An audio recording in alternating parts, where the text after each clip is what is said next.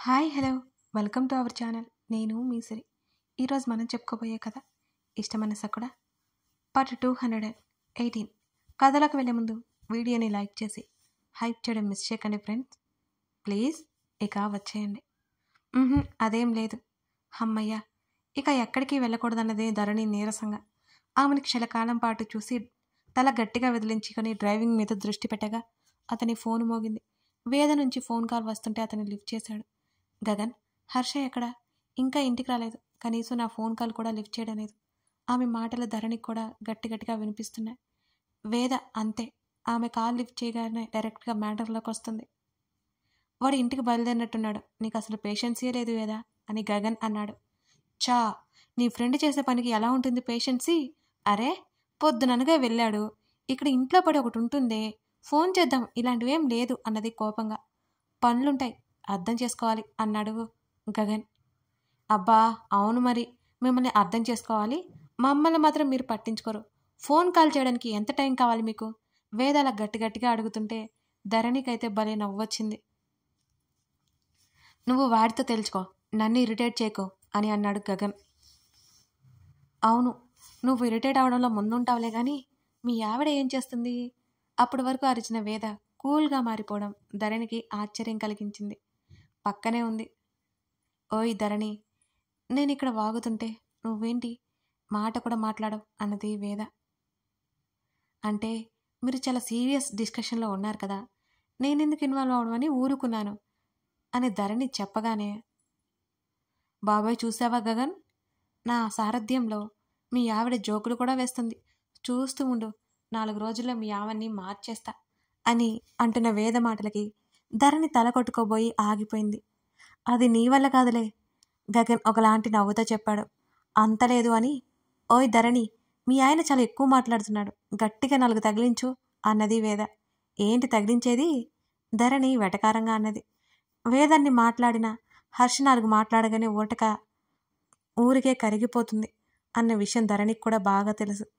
పిచ్చి ధరణి, 4 దెబ్బలో చివాట్లో అంటున్నా, తగిలిస్తేనే కదా దారిలోకి వచ్చేది, ఏమంటావు అన్నది వేద. నీ లవ్ స్టోరీ మొత్తం తెలిసాక నీ మాటలు ఎవరు నమ్ముతారు అని అంటున్న ధరణి మాటలకు వేద నోరు మ్యూట్లో పడిపోయింది తక్కున. ధరణి మాటలకి గగన్కి నవ్వొచ్చింది. అతని నవ్వు ఆమెకి కనబడలేదు, అలాగే వినిపించలేదు కూడా. ధరణి, వేద అలకగా సాగదీస్తూ పిలిచింది. పెద్ద గడుసుదండ ఫీలింగ్ ఇస్తావు, అక్కడేం ఉండదులే, ఆ విషయం ఊరికే మాట్లాడి విసిగించకు అన్నది ధరణి. నీకంటే నేను 2-3 ఏళ్ళు పైనే పెద్దదాన్ని, రెస్పెక్ట్ ఇవ్వు ధరణి అన్నది వేద ముఖం ముడిచి. అదెప్పుడో పోయింది, ఇస్తానన్నప్పుడు నువ్వే వద్దన్నావు, ఇప్పుడు నేను ఇవ్వను అని ధరణి మాటలకి వేద గగన్ ఇద్దరూ నవ్వుకున్నారు. కాసేపు ధరణిని యాక్టివ్ చేద్దామని వేద అనుకున్నట్టు ఆమెకి తెలియదుగా. అవునవును, మీ వైఫ్ అండ్ హస్బెండ్కి నేను మాట్లాడితేనే ఇరిటేషన్ వస్తుంది కదా అని అలక నటించింది వేద. ఓయ్, నువ్వు మాట్లాడితే ఇరిటేషన్ రాదు, నువ్విచ్చే సలహాలకు వస్తుంది అని ధరణి క్లారిటీ ఇచ్చింది. సరే, ఇంతకీ ఏదో అన్నావులే, ఫోన్ పెట్టే మరి అన్నది వేద. అయ్యయ్యో అనేవన్నీ అని అయ్యయ్యో అంట. నువ్వు హర్షలాగే తయారయ్యావు, వేద కోపం నటిస్తూ అంటుంటే. ఇది మాత్రం కరెక్ట్ అన్నాడు పక్క నుంచి గగన్. ధరణి మూతి తిప్పి, నువ్వు నన్ను కలవక 1 వారం రోజులైంది, ఎప్పుడు కలుస్తున్నావు అని అడిగింది వేదని. నీకు ఇరిటేషన్ వస్తుందిగా, అందుకే నేను రాను పో అన్నది ధరణి. వెనక హర్ష వచ్చిన విషయం ఆమె చూడలేదు. అతను చొక్కా బటన్స్ తీస్తూ పక్కనే తగిలిస్తూ ఆమె మాటలు వింటూ ఉన్నాడు. వేద, నేను కోపంగా ఉన్నాను నీ మీద అని ధరణి అన్నది. ఆహా, ఇప్పుడు దాకా నీ కోపమని నాకు తెలియదే అని వేద వెటకారంగా అన్నది. నేనంతేలే, ఆ కోపం వస్తుంది కానీ ఎక్కువసేపు హోల్డ్ చేయలేను అని పైకి అని, అందుకేగా అడ్డంగా బుక్ అవుతాను అని చిన్నగా గొనగడం గగన్కి వినిపిస్తూనే ఉంది. ధరణి మాటలకు వేద నవ్వి, సర్లే, మనమంతా సరదాగా ట్రిప్ వేద్దాం, డ్రైవింగ్లో ఉన్నట్టున్నారు కదా, బాయ్ అన్నది. బాయ్. కాల్ కట్ అయిపోయింది. ఆమె హర్ష నెంబర్ తీసి మళ్ళీ డయల్ చేయబోలోపు అతను వెనక నుంచి కౌగిలించుకున్నాడు వేదని. ఉలిక్కిపడి కూడా ఆమె సర్దుకుంది. ఎక్కడికి వెళ్ళిపోయావు నువ్వు? పొద్దునుంచి ఆమె చేతిలో ఉన్న మొబైల్ పక్కన పెడుతూ తల కాస్త పక్కకు తిప్పి అతని వైపు చూసింది వేద. ప్రాక్టీస్కి వెళ్ళాలి కదా, అవన్నీ చూసుకుంటున్నాను. అతను ఆ మాట చెప్పగానే ఎందుకో వేదకి చాలా బాధ కలిగింది. హర్ష ఎంత చక్కగా ఆడతాడు. మళ్ళీ గ్యాప్, ఇప్పుడు మళ్ళీ ఫిట్నెస్ చూసుకోవాలి, మళ్ళీ అక్కడి వరకు వెళ్ళాలి, మళ్ళీ ట్రై చేయాలి. అయ్యో, వేద డిసప్పాయింట్ అయింది.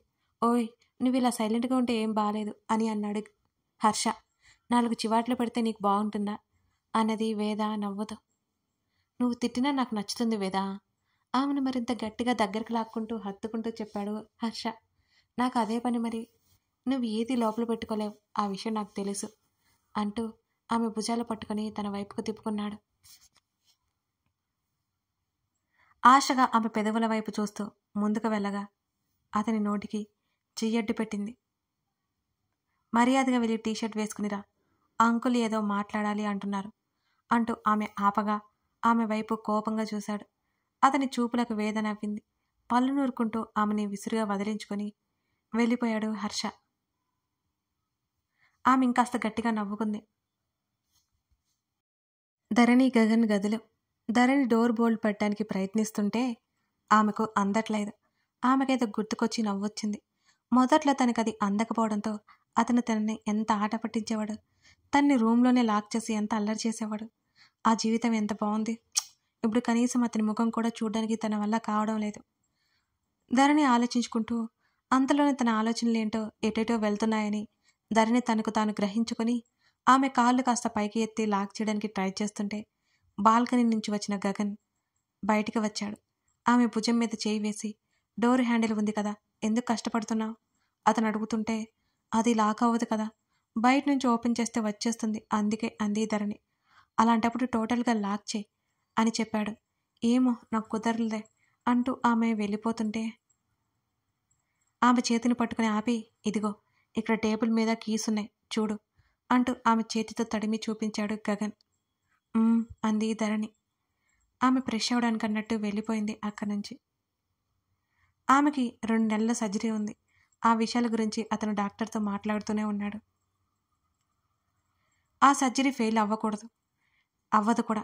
అలాగని అంత సెట్ అవుతుందని కూడా అనుకోవడానికి వీల్లేదు. ఆ సర్జరీ అయిన తర్వాత ఆమె కంటి చూపు కనబడితేనే అది సక్సెస్ అయినట్టు. కళ్ళు కాబట్టి పదే సర్జరీ చేయడానికి అవ్వదు. ఈ విషయంలో చాలా కేర్ఫుల్గా ఉండాలి అని అతని ఒపీనియన్. ఫోన్ పక్కన పెట్టేసి 2 చేతులు బెడ్ మీద వేసి బ్యాలెన్స్ చేసుకుంటూ వెనక్కి వాలినట్టుగా కూర్చుని ఉన్నాడు గగన్. అతని ఆలోచనలన్నీ ధరణి గురించే ఉన్నాయి. అతనికి వినీత చెప్తున్న మాటలన్నీ గుర్తుకొచ్చాయి. ధరణి అదే సమయంలో బయటకొచ్చింది. ఆమె చేతి వైపు చూశాడు. బాత్రూబ్ వేసుకోవడం వల్ల కనిపించడం లేదు ఆమె చెయ్యి. ధరణి అతను పిలిచాడు. ఆమె అతను పిలిచిన వైపు ఆ సౌండ్ని బట్టి తల తిప్పి చూసింది. నీ బ్రాస్లెట్ ఎక్కడా? ఏమో నాకు తెలియదుగా. హాస్పిటల్లో ఉన్నప్పుడు అన్నీ నీకిచ్చారని అమ్మ చెప్పింది నాకు. అన్నీ మిగతా వస్తువులన్నీ నా దగ్గర ఉన్నాయి, కానీ అదెక్కడో మిస్ అయినట్టుంది. నీ దగ్గరే ఉందని నేను అనుకున్నాను అని ఆమెకు తను తెలిసిందంతా అతనితో అయోమయంగానే చెప్పింది. అతను అది ఎక్కడో పెట్టడం గుర్తుకొచ్చింది, తెచ్చుకున్నాడు. వెంటనే లేచి దానికోసం వెతికాడు. అది దొరికింది. ఆమె చేతిని పట్టుకుని బెడ్ మీద కూర్చోబెట్టాడు. కనీసం డ్రెస్అప్ అవని ఆమె చలికి ముడుచుకుపోతూ చెప్పింది. ఒకటి అడుగుతాను చెప్పు అని గగన్ అడుగుతుంటే, ఏంటి అంది ధరణి. నువ్వు అమృతతో కలిసి బ్రాస్లెట్ రిపేర్ కోసం వెళ్ళావా అని గగన్ అడిగాడు. ధరణి ఆ ప్రశ్నకి గతుక్కుమంది. అమ్మో, ఏం చెప్పాలి ఇప్పుడు? ఆమె గుటకలు మింగడం తెలుస్తూనే ఉంది. వెళ్ళినట్టు అతనికి అర్థమైపోయింది. చెప్పు అని గగన్ మళ్ళీ అడిగాడు. అవును అంది. ఎందుకలా వెళ్ళావు? అతని మాటల్లో కోపం లేకపోయినా ఆమెకి భయంగానే ఉంది. అది నువ్వు ఇష్టంగా ఇచ్చావు కదా. సడన్గా అమృత వాళ్ళ ఇంటికి వెళ్ళినప్పుడు గేటు తగిలి తెగి కింద పడింది. నువ్వు డిసప్పాయింట్ అవుతావేమోనని అమృతతో పాటు వెళ్ళి రిపేర్ చేయించుకుని వచ్చాను అంటూ ఒక్కింత కంగారుగానే నెమ్మదిగా చెప్పింది ధరణి. అతను అప్రయత్నంగా చేత్తో మొహాన్ని తడుముకొని, సరే వదిలే అంటూ అతను దాంట్లో నుంచి వినీత సెట్ చేసిన ఒక చిన్న పరికరాన్ని బయటకు తీశాడు. అది అతను ఎప్పుడూ చూడని కూడా చూడలేదు. దాంట్లో నుంచి వాయిస్ ఎలా వస్తుందో అతనికి అర్థం కాలేదు. అది తీసుకొని, నేను వెంటనే వస్తాను, బయట ఉంటాను, అవసరమైతే పిలో అని ఆమెతో చెప్పి దాన్ని తీసుకుని వెళ్ళాడు గగన్. అది రాత్రని గుర్తొచ్చింది అతనికి. ఆ చిన్న పరికరాన్ని ధరణికి దూరంగా ఉంచాలని అతను అనుకున్నాడు. అతను మరో చోట ఎక్కడో దాన్ని పెట్టాడు. తిరిగి లోపలికొచ్చేశాడు. ధరణి టెన్షన్గా ఆలోచిస్తున్నట్టు ఆమె ముఖంలో స్పష్టంగా కనిపిస్తోంది. ఆమె చేతిలో బాడీ లోషన్ ఉంది. దాన్ని ప్రెస్ చేస్తూనే ఉంది. అతడు దీర్ఘంగా నిట్టూర్చాడు. ఆమె చేతిలో బాటిల్ లాగి పక్కన పడేశాడు. ఈ బాటిల్ అంతా ఈరోజు అవగొట్టాలని ఉందా? అతను అడుగుతుంటే అది చూసుకోలేదు అన్నది. దాని గురించి అతనికి కోపం వచ్చిందా ఏంటి? ఆ బ్రాస్లెట్ గురించి కంగారు ఇంకా ఆమెలో అలాగే ఉంది. అంది ధరణి. ఆమె చేతుల్లోది అతను తీసుకోవడం అర్థం అవుతూనే ఉంది ధరణికి. ఆమె బాత్రూబ్ నుండి ముడి జారిపోవడం తెలుస్తుంటే గబుక్కున 2 చేతులు అడ్డు పెట్టుకుంది అది పోకుండా. నిన్నేం తినేయంలే, కదలకుండా నిలబడు. అప్పటికే ధరణి మెలకలు తిరుగుతుంటే అతను సన్నగా నవ్వుతూ చెప్పాడు. అతని మాటల్లో తేడాకి ధరణి ఊపిరి పీల్చుకుంది. ఆమె రిలాక్స్ అవ్వడాన్ని గమనిస్తూనే ఆమె భుజాల మీద నుంచి దాన్ని నెమ్మదిగా పక్కకు లాగాడు. ఆమె భుజాలను, ఆమె చేతులను, అతని చేతులను నెమ్మదిగా మర్దిస్తుంటే ఆమె కనులు మూసుకుపోయాయి. ఆమె భుజానికి దిగువ ఆమె రెక్క మీద అతని పేరు స్పష్టంగా కనిపిస్తుంటే అప్రయత్నంగా అక్కడ ముద్దు పెట్టుకున్నాడు అతను. ఆమె కాలర్ బోన్ వేలితో తడుముతూ ఉంటే ఆమె చేతులు బాత్రూబ్ని మరింత గట్టిగా పట్టుకున్నాయి. బయటికే కనబడుతున్న ఆమె బోన్స్ గమనిస్తూ ఆమె మెడ మీద మరోసారి ముద్దు పెట్టుకున్నాడు అతను. ఆమె చేతిలో ఆమె నడుము మీదకి చేరి తడుముతుంటే ఆమె చప్పున అతని వైపుకు తిరిగిపోవాలనంటూ ప్రయత్నం చేస్తుంటే గగన్ ఆ ప్రయత్నాన్ని ఫలించనివ్వలేదు. ఆమె జుట్టు కొంచెం మెడ వరకు పెరిగి క్యూట్గా కనిపిస్తోంది ఈ ధరణి ముఖం. నాకు ఇలా నచ్చింది, ఆమె జుట్టు తడుముతూ చెప్తుంటే విషయం ఏంటో అర్థమై ధరణి మూతి తిప్పింది. నాకు నచ్చలేదు అని ఏడుపు మొహం వేసింది. తన పెద్ద జుట్టు గుర్తొచ్చింది ధరణికి. నాకైతే అడ్డురానందుకు హాయిగా ఉంది అని గగన్ అన్నాడు. అతని మాటలకు ఏదో సమాధానం చెప్పబోయేసరికి ఆమె వెడ వెనుక భాగంలో అతను పెట్టిన ముద్దుకి ఆమె నోట మాట పెదవులు దాటి బయటికి రానంటోంది. అతని పెదవుల ప్రయాణం ఆమెని ఉక్కిరి బిక్కిరి చేస్తుంటే ఆమె నడుము చుట్టూ ఉన్న అతని చేతులను తప్పించుకొని అతని వైపు తిరిగి గాఢంగా హత్తుకుంది. ఆమె శరీరపు ఉద్వేగం అతనికి అర్థమవుతుంటే ఆమె వెన్నుని సున్నితంగా తడుముతూ ఆమె పెదవులని ముద్దాడాడు గగన్. నీవు దూరంగా ఉంటే నీ స్పర్శ నా శరీరంలో ఎక్కడో ఉండిపోయినట్టు అనిపిస్తుంటుంది. తెలుసా నీకు? ప్రతిరోజు నిన్ను నేను ప్రేమించడం అది నాకు అలవాటు కాదు, నా మనసుకి అవసరం. అవి ఎవరి మాటలో గెస్ చేయండి. కథ కొనసాగుతోంది. ఇదన్నమాట సంగతి. కథ నచ్చితే లైక్ చేసి కామెంట్ చేయడం మాత్రం మర్చిపోకండి. అసలు మీ కామెంట్స్ అయితే చాలా తగ్గిపోతున్నాయండి.